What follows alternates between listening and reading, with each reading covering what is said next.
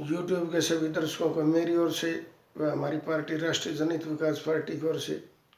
देश की प्यारी जनता के चरणों में कोटि कोटि नमन। और इसी जन जागरण अभियान के तहत आज फिर मैं एक ऐसी गंभीर मुद्दे और सकारात्मक पक्ष को रखने की आप सबके सामने कोशिश कर रहा हूँ। आज तक हमें देश की आज़ादी से लेकर आज तक ये इतिहास में पढ़ाया गया है कि चरखे के दम पर देश में आज़ादी कायम हुई। तो मैं ये कहना चाहता हूँ कि देश के सत्ता के शीर्ष पर बैठी सत्ताधारी पार्टी चाहे प्रदेश व देश में हो, तो देश की जनता के साथ आज तक अन्याय क्यों किया गया, देश के इतिहास को तोड़ मरोड़ कर गलत तरीके से पेश क्यों किया गया।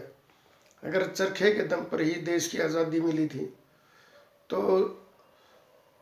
जो भारत माता के वीर सपूत हैं, शहीद आजम भगत सिंह जी, सुभाष चंद्र बोस जी, राजगुरु सुखदेव जी, चंद्रशेखर आज़ाद जी, इन प्रकार के तमाम, अशफाक उल्ला खान जी, बिस्मिल जी, तमाम हजारों हजारों जो हमारे भारत माता के वीर सपूत जिन्होंने अपने प्राणों की आहुति देकर इस देश के लिए आज़ादी की जंग को अंजाम तक पहुंचाया। और एक और तमाम जो क्रांतिकारी हैं, शहीदों के बलिदान को भुलाकर संक्षेप में इतना बता दिया गया कि इस देश को आज़ादी केवल और केवल चरखे के दम पर मिली है। तो मैं सत्ता के शीर्ष पर बैठे सत्ताधारी पार्टियों से पूछना चाहता हूं कि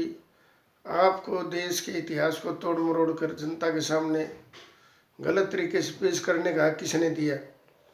जब आप देश के इतिहास को ही देश की जनता के सामने गलत तरीके से आज तक पेश करते हो, तो इससे बड़ा सत्ता में बैठे पार्टी चाहे कोई भी हो, देश की जनता के सामने देश की जनता के साथ इससे बड़ा विश्वासघात और दोगलापन क्या होगा कि जब बहुत सी ऐसी इतिहास की बातें हैं जिनको या तो वास्तविक रूप में छिपाया गया या बहुत ही झूठे ढंग से उसको सत्य कैसे लगे इस बात उसको देश की जनता के सामने परोसा गया। मैं देश की जो सत्ता में बैठे शीर्ष नेतृत्व है, देश की जनता के माध्यम से बताना चाहता हूं कि देश चाहे आज पूरी दुनिया में देशों की जंग हो, चाहे खुद प्रत्येक देश में देश की संप्रभुता की और अपने देश की रक्षा किस प्रकार हो, चरखे के दम पर नहीं, वो केवल और केवल देश के वीर जो भारत माता के वीर जवान हैं, देश की जो जनता जो देश के प्रति समर्पित और देशभक्त है, उन सब के दम पर ही देश की आज़ादी और देश की रक्षा संभव है। चरखे के दम पर ना तो आज तक कोई आज़ादी कभी किसी को नसीब हुई और ना कभी सबने मिल सकती है। तो किस प्रकार से देश के महान सपूतों का और स्वतंत्रता सेनानियों के योगदान को भुलाकर उनकी कुर्बानी को, तो आज तक जो देश की आज़ादी से लेकर जो भी सत्ता में पार्टी रही,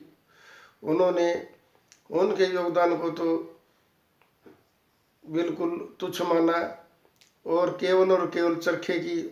दम पर उस आज़ादी को नसीब हुई। इस प्रकार से प्राथमिकता देकर इससे बड़ा कोई देश की जनता के साथ धोखा नहीं हो सकता। मैं ये कहना चाहता हूँ कि जिस देश का इतिहास, जो देश की जनता जो एक उसकी गवाह है, उसके सामने अगर सही तरीके से वास्तविकता से पेश किया जाए तो वो देश कभी भी पुनः गुलाम नहीं हो सकता, दोबारा गुलामी की ओर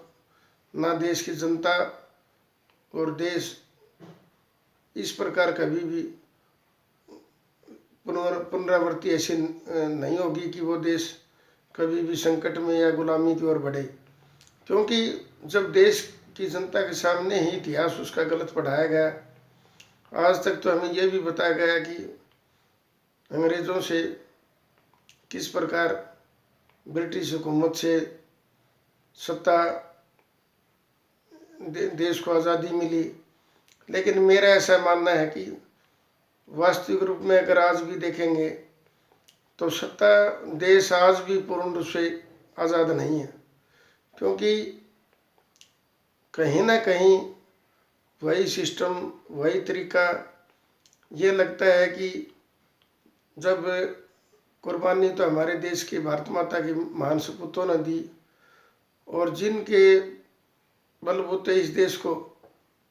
जो उस वक्त शीर्ष पर बैठे, जो ये मौके की तलाश में थे कि अब जब हमारा देश ब्रिटिश हुकूमत से आज़ाद होने वाला है या अंग्रेज़ों को हमने यहाँ से भागने पर मजबूर कर दिया, तो उसके बाद हम क्या ऐसी प्लानिंग करें कि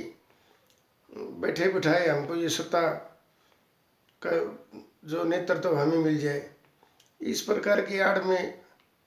तो हमें ये लगता है कि केवल और केवल सत्ता का हस्तांतरण हुआ है। और आज भी जो गोरों के कानून हैं,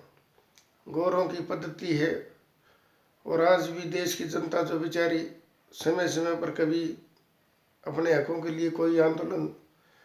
उनको बार बार सत्ता में बैठे